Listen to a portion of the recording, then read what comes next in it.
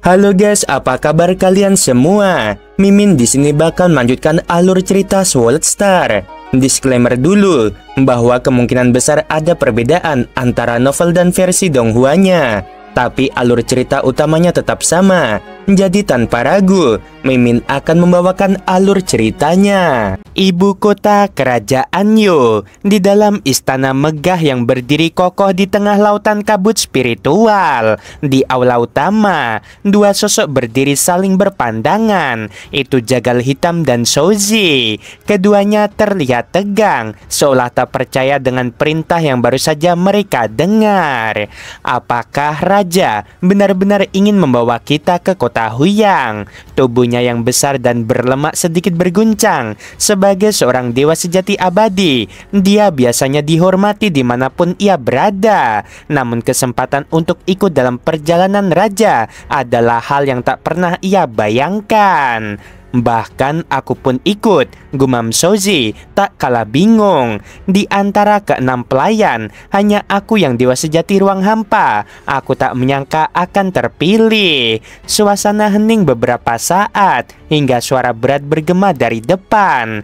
Raja Negara Yu berkata, "Kali ini aku akan pergi ke kota Huyang untuk menemui Raja Dewa Lauhe," ucapnya perlahan namun tegas. "Pasti kalian berdua belum pernah bertemu dengannya lagi." Keduanya saling berpandangan. Jagal Hitam dan Souzi mengerutkan dahi. Apakah senior Lauhe telah menjadi Raja Dewa? Mereka baru tahu kabar itu saat ini juga. Melapor kepada raja, Jagal Hitam menunduk dalam-dalam. Raja Dewa Lauhe sering datang ke restoranku. Beliau bahkan kerap memberi dukungan. Dan saya, sambung Souzi, pernah diselamatkan olehnya setelah meninggalkan suku. Tanpa bantuannya, saya mungkin sudah mati sebelum tiba di kota Huyang. Raja Negara Yu mengangguk ringan. Ia tampak acuh, namun dalam hatinya menimbang. Membawa dua orang yang memiliki hubungan pribadi dengan Lauhe adalah cara cerdas untuk mempererat hubungan. Beberapa saat kemudian, mereka tiba di kota Huyang.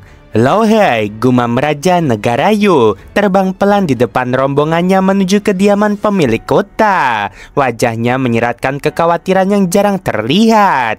"Dari segi kekuatan, aku seimbang dengan Kaisar Tiankun," pikirnya dalam hati. Tapi dalam hal pertemanan, dia jauh melampauiku. Kaisar Tiankun memiliki banyak sekutu. Bahkan para kaisar dari negara kuno angin api menghormatinya. Lauhe adalah murid langsung dari salah satu kaisar negara kuno angin api. Mungkin dia punya hubungan dengan Kaisar Tiankun juga. Tatapannya menajam, tapi aku harus mencoba. Jika Lauhe tidak mau membantuku, maka aku harus meminta Raja Dewa Suifeng untuk menahan Tiankun sementara waktu. Setidaknya satu era. Satu era waktu sudah cukup baginya untuk menemukan jalan keluar dari Tianhe. Namun kalau gagal melarikan diri, mungkin ia harus mengorbankan tubuh sejatinya sendiri. "Ayah Raja, kediaman Tuan Kota sudah di depan mata," kata Yusui Tianyu pelan. Raja Negara Yu mengangguk, menghentikan renungannya. Bangunan besar dengan dinding putih keperakan tampak berdiri di tengah kota. "Lauhe saudaraku," ucapnya sambil mengirim pesan melalui jalur kausalitas. "Aku Yusui." Seketika, sosok berbalut perak muncul di depan gerbang. Para penjaga segera menunduk hormat. Jagal Hitam dan Soyi ikut terpana. Sosok di hadapan mereka terasa familiar, namun sekaligus berbeda. Kini Lofeng atau Raja Dewa Lauhe terlihat lebih sederhana. Auranya tenang namun menembus batin siapapun yang menatapnya. "Salam hormat Raja Yusui," ucap Lofeng dengan sangat sopan. "Aku sudah lama mendengar namamu, saudaraku Lauhe," balas Raja Negara Yu tersenyum tipis. "Hari ini akhirnya kita bertemu." "Dan tiga kenalan lama rupanya ikut datang," kata Lofeng sambil melirik pada Jagal Hitam, Souzi, dan Yusui Tianyu. Ketiganya membungkuk hormat. "Mari masuk, Raja Yusui," kata Lofeng sambil mempersilahkan. Tentu, Raja Negara Yu memberi isyarat pada pengawalnya. Kalian boleh berkeliling kota Huyang dulu. Begitu keduanya masuk, rombongan pelayan bernafas lega. Jagal hitam memandang ke sekeliling kota yang ramai. Perasaan nostalgia menyesak di dadanya. Kota Huyang sudah banyak berubah, bisiknya. Soyi menatap jauh ke arah distrik timur, tempat dulunya dia dan saudaranya Soyun pernah bercita-cita membangun hidup. Kini saudaranya telah tiada. Soyun, kalau kau masih hidup, kau pasti bangga, gumamnya lirih. Jagal hitam, suara Yusui Tianyu memecah lamunannya. Karena kau tahu tempat-tempat terbaik di sini, carikan kami tempat untuk makan dan minum. Baik yang mulia, silahkan ikuti saya, jawabnya sopan. Di dalam kediaman kota, dua sosok duduk berhadapan di ruang tamu berlapis batu gio. Loveng menuangkan minuman ke dalam dua cawan gio. Ku dengar, setelah kau menjadi Raja Dewa, kekuatanmu melonjak cepat hingga mendekati tingkat tak terkalahkan di alam pertama, kata Raja Negara Yu sambil tersenyum. Melihatmu sekarang, ternyata kabar itu benar. Bahkan tubuh avatarmu ini saja sudah mencapai level alam kedua. Loveng tersenyum ringan. Aku hanya menapaki jalan tubuh fisik. Gerakanku kasar, tak pantas dipuji, ujarnya tenang. Kalau aku mencapai tahap ini, sebagian juga karena bantuan dirimu. Mengapa bantuan dariku? Raja Negara Yu mengerutkan kening. Ya, jawab Loveng. Dulu kau pernah mengirimkan daun pohon induk kekosongan lewat putrimu. Itu sangat membantu dalam kultivasiku. Raja Negara Yu menatapnya sejenak, lalu tertawa pelan. Ah, hanya selembar daun itu.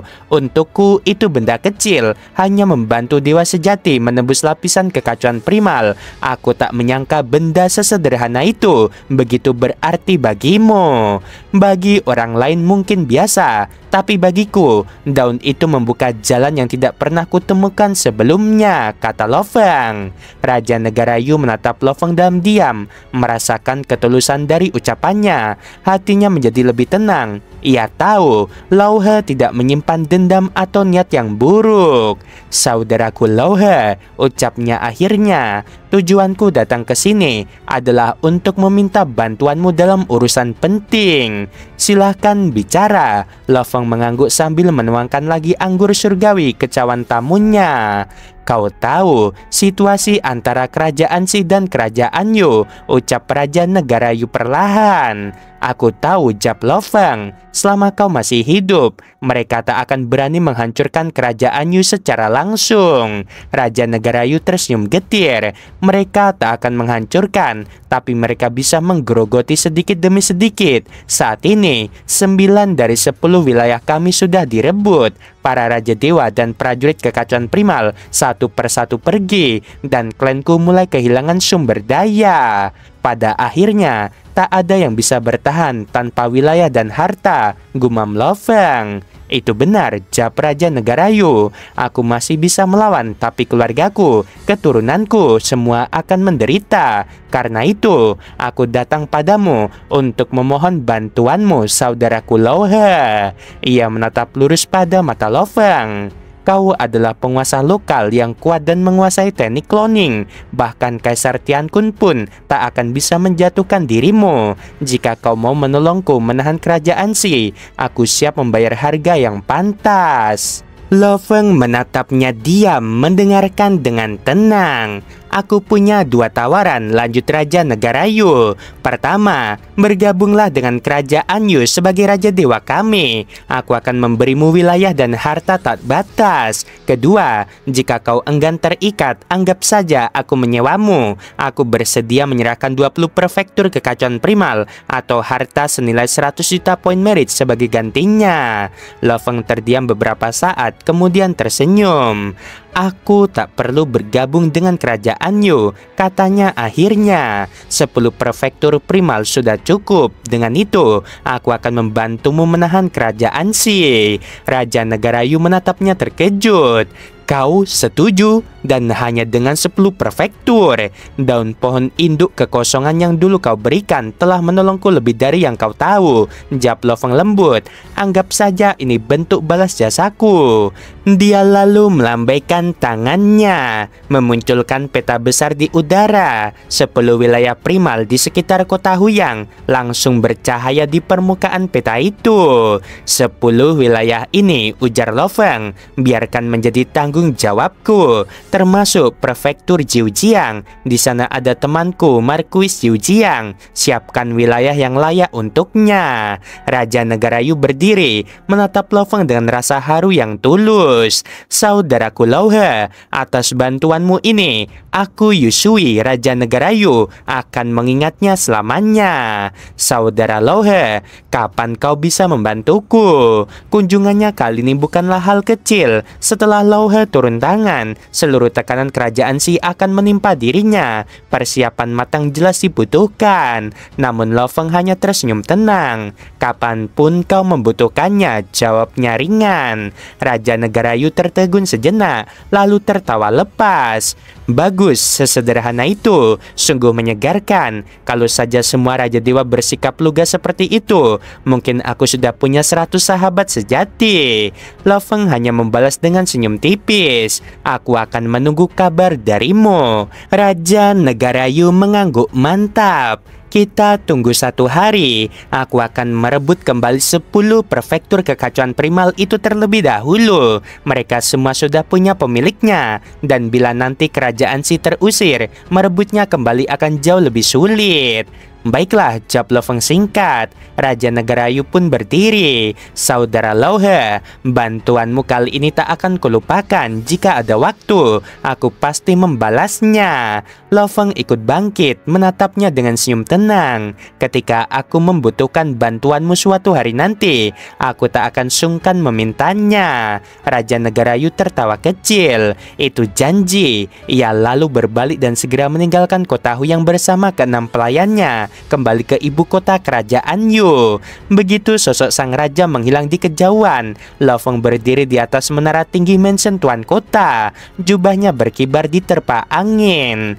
Kaisar Tiankun, suaranya berat dan dingin. Kali ini aku akan melihat seberapa dalam kekuatanmu. Ia menutup mata, duduk bersila di bawah langit senja dan menenangkan pikirannya. Sementara itu, di kota Jiujiang, suasana genting menyelimuti. Markuis Jiujiang berdiri di balkon tinggi, menatap jauh ke utara dengan wajah suram.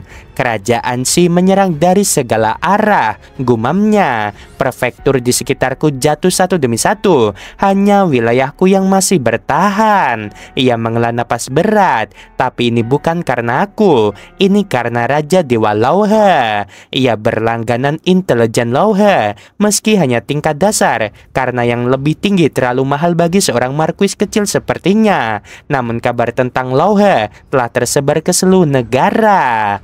Orang-orang bilang setelah menjadi Raja Dewa, kekuatannya setara dengan penguasa agung. Tapi siapa yang benar-benar tahu? Di tengah kegelisahannya, komunikasi ilahi berbunyi di dalam pikirannya.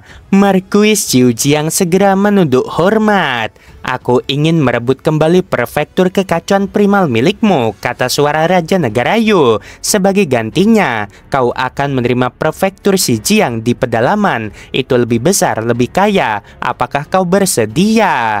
Markuis Jiujiang tertegun. Itu anugerah besar yang mulia. Tapi kota Huyang di wilayahku adalah milik Raja Dewa Lo He. Aku tak berani memutuskan tanpa izinnya. Pertukaran ini juga merupakan keinginan saudara Lo He, ujar Raja Negara Yu. Markuis Jiujiang nyaris tak percaya. Jika demikian, tentu saja saya setuju. Baguslah, jawab sang raja. Lalu sambungan pun terputus. Markuis Jiujiang berdiri terpaku.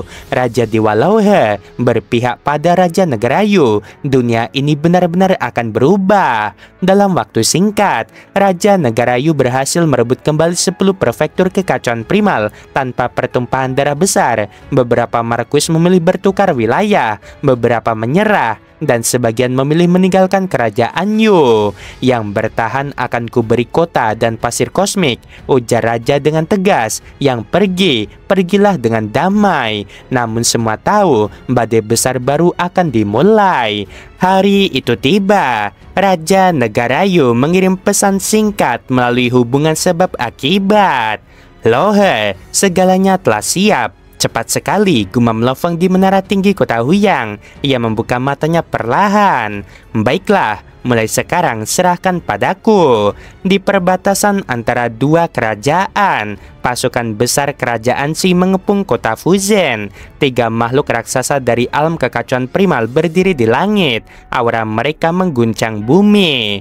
Marquis Fuzen, apakah kau pikir bisa menghentikan kami? Seru makhluk raksasa itu. Guncangan suaranya membuat para prajurit di dalam kota kehilangan semangat tempur.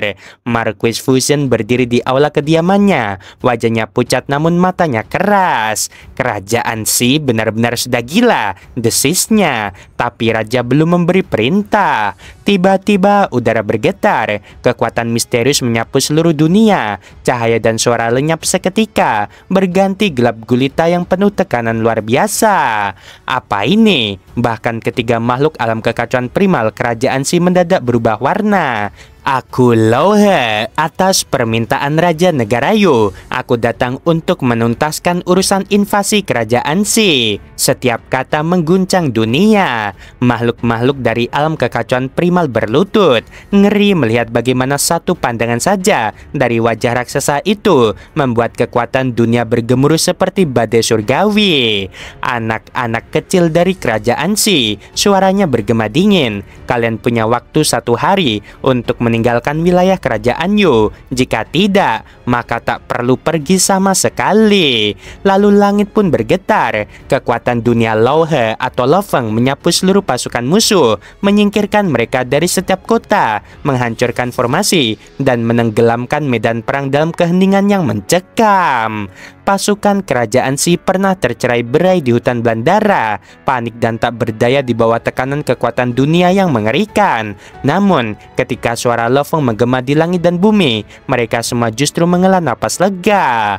Makhluk mengerikan Lohe itu ternyata berhati penyayang. Ia tidak melampiaskan amarahnya kepada kami. Benar, jika ia ingin, hanya dengan satu pikiran saja kita semua bisa lenyap. Para dewa sejati dari kerajaan Si saling berpandangan. Rasa syukur tergambar di wajah mereka. Raja Lohe sungguh penuh belas kasihan. Dia bahkan memberi kita waktu 1 hari untuk pergi. Kita harus segera mundur. Bagi mereka yang lemah, berhadapan dengan sosok seperti Lo Feng dalam perang antar negara adalah bencana. Banyak raja dewa yang dikenal kejam dan tanpa ampun, seperti Kaisar Tiankun yang terkenal menenggelamkan seluruh kerajaan musuh hingga tak bersisa, atau dewa leluhur alam salju yang sering menimbulkan malapetaka bahkan di masa damai. Maka saat Lo Feng memilih untuk tidak membantai yang lemah, dunia pun menyebutnya raja dewa yang paling penyayang. Kekuatan dunia milik Lo Feng menyelimuti 12 prefektur kekacauan primal, mengguncang seluruh tanah asal. Para makhluk kuat segera menyadarinya. Apakah Lohe yang baru saja naik menjadi raja dewa sudah mampu mengendalikan 12 prefektur sekaligus? Kekuatan dunia seluas itu, dia jelas sudah mencapai tingkat tak terkalahkan di alam pertama raja dewa. Nama Lohe menggema di antara para raja dewa dari negara kuno angin api dan bahkan menarik perhatian para kaisar. Dalam sejarah tanah asal, baru 3 orang yang mampu mencapai tahap ini segera setelah menjadi raja dewa. Yang pertama raja dewa bumi, kedua Kaisar Qing, dan ketiga kini Lohe. Bahkan raja dewa petir dari negara kuno guntur yang arogan hanya bisa berkomentar dingin. Jika dia bagian dari klan kekaisaran, mungkin bisa menembus alam tertinggi, tapi sebagai kultivator tunggal paling jauh dia hanya akan jadi raja dewa bumi berikutnya. Namun di balik kata-kata mereka, jelas tersirat satu hal, yaitu ketakutan. Di sebuah kota biasa, seorang pria berambut panjang menyesap arak di kedai sambil tersenyum samar. Lohe menolak undanganku ke istana 2 alam tidak apa-apa. Cepat atau lambat dia akan merasakan tekanan dari dua klan kekaisaran. Sementara di alam langit bayangan, seorang tokoh berambut panjang duduk bersila di pavilion. Aura kekuatannya menembus dimensi. Lao He perlahan menunjukkan cahayanya, gumamnya. Bahkan aku memerlukan 1000 era untuk mencapai tingkat tak terkalahkan setelah menjadi Raja Dewa. Tapi dia langsung sampai ke sana. Itu mengagumkan. Semakin menakutkan dia, semakin baik. Dunia ini kekurangan kultivator tunggal yang kuat. Namun di ibu kota kerajaan Si, suasana berbeda. Dia benar-benar berani ikut campur dalam perang dua negara, seru Wuxiang. 4 Raja Dewa lain berdiri gugup di belakangnya, hingga Kaisar Tiankun akhirnya angkat bicara. Tenang, rencana ini bukan hanya milikku. Beberapa Raja Dewa Alam kedua juga terlibat. Lao He tidak bisa menghentikannya. Kalau begitu, bagaimana kita menanggapinya? Tanya Raja Dewa Pedang Iblis. Tiankun menatap jauh ke arah barat, matanya dingin seperti baja. Kirim Raja Dewa Puncak Tengkorak. Katakan padanya agar Lao He mundur sekarang. Baik, Raja Dewa Puncak Tengkorak menunduk hormat, lalu tubuhnya berpendar, meninggalkan istana sebagai avatar emas. Di atas langit 12 prefektur, Lefeng menatap sosok tengkorak berlapis cahaya yang tiba-tiba muncul. Raja Dewa Puncak Tengkorak menunduk sopan. Aku datang bukan untuk berperang, melainkan membawa pesan dari rajaku, Kaisar Tiankun. Perang ini bukan kehendak tunggal kerajaan Si. Beberapa Raja Dewa Alam kedua juga terlibat. Ia berhenti sejenak, menatap Lefeng dengan nada membujuk. Kau orang cerdas, Lao He. Jangan ikut campur. Mundurlah dan kami anggap tak pernah terjadi apa-apa. Lefeng menatapnya dingin dari atas. Suaranya berat bagai petir. Sayang sekali, Raja Yusui adalah temanku. Aku sudah berjanji padanya untuk melindungi kerajaan Yu, dan aku tak akan pernah mengingkari janji. Raja Dewa Puncak Tengkorak menggigit bibir. Apakah kau sadar, dengan menentang kau melawan bukan hanya Kaisar Tiankun, tapi juga beberapa Raja Dewa Alam kedua? Apakah kau benar-benar ingin menanggung akibatnya? Aku sudah tahu, jawab Lefeng dingin. Kembalilah dan beritahu Tiankun. Jika dia memaksa perang ini berlanjut, maka akulah yang akan membuatnya menyesal. Raja Dewa Puncak Tengkorak menunduk. Kalimat itu akan kau sesali, Lao He. Aku tidak menyesali apapun. Lefeng mengangkat tangannya, dan kekuatan dunia yang mengerikan tiba-tiba meledak. Avatar Raja Dewa Puncak Tengkorak hancur menjadi debu di udara. Langit bergetar. Seluruh dunia tahu Lao He telah memilih jalan konfrontasi. Jauh di istana kerajaan Si, Kaisar Tiankun yang menyaksikan semua berdiri dengan wajah muram. Bocah itu berani menghancurkan avatar utusanku. Tanah di sekitarnya bergetar saat aura ilahi meledak. Baiklah, kalau begitu, aku sendiri yang akan mengajarinya apa arti harga dari kesombongan dan membagongkan.